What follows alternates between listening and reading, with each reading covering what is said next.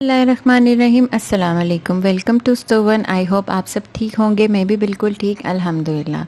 आज मैं आपके साथ शेयर करूंगी जिंगर बर्गर की रेसिपी।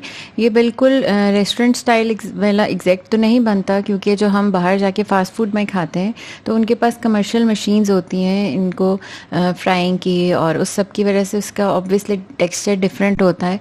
तो लेकिन फिर भी हम घर में ट्राई करते हैं उसके करीब करीब की रेसिपी बनाने की।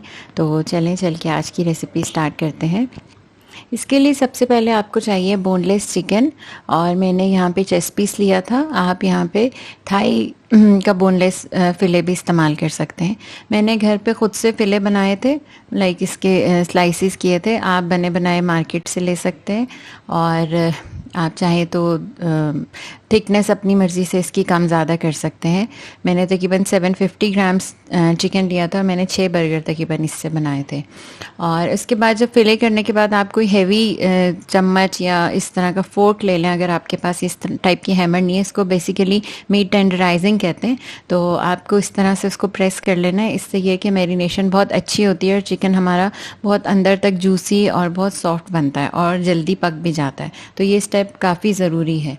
और इसके बाद हम चिकन को मैरिनेट करेंगे। सबसे पहले हमें बटर मिल्क रेडी करना है। उसके लिए मैंने लिया था 1 कप दूध। उसमें मैंने डाला नमक 1 चाय का चम्मच, 1 चाय का चम्मच काली मिर्च, 1 चाय का चम्मच पेपरिका पाउडर, 1 चाय का चम्मच मैंने इसमें डाला लाल मिर्च का पाउडर, और 1 टीस्पून लहसुन अदरक का पाउडर।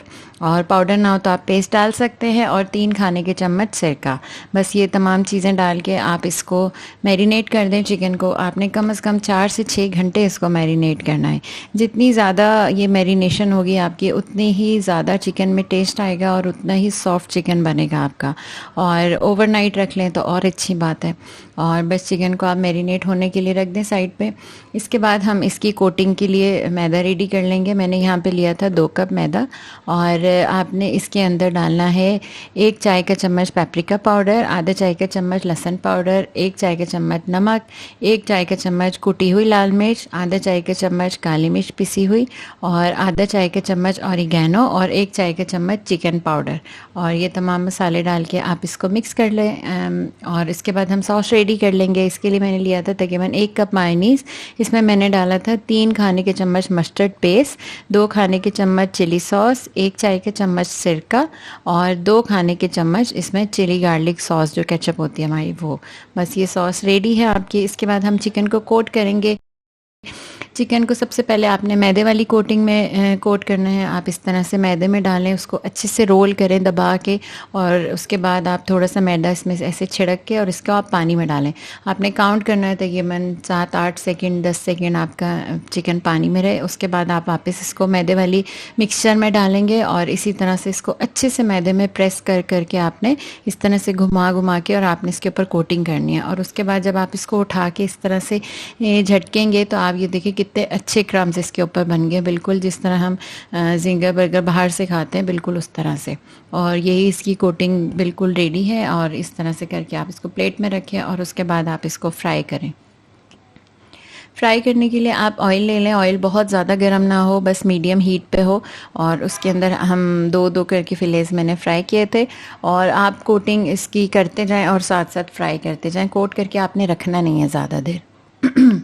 तकरीबन मैंने 5 मिनट्स ईच साइड इसको फ्राई किया था। बस जब ये गोल्डन ब्राउन होने लगे तो हम इसको निकाल लेंगे। आपने बहुत ज़्यादा ओवर कुक नहीं करना, क्योंकि चिकन अच्छे से मैरिनेटेड है तो वो टाइमली रेडी हो जाएगा।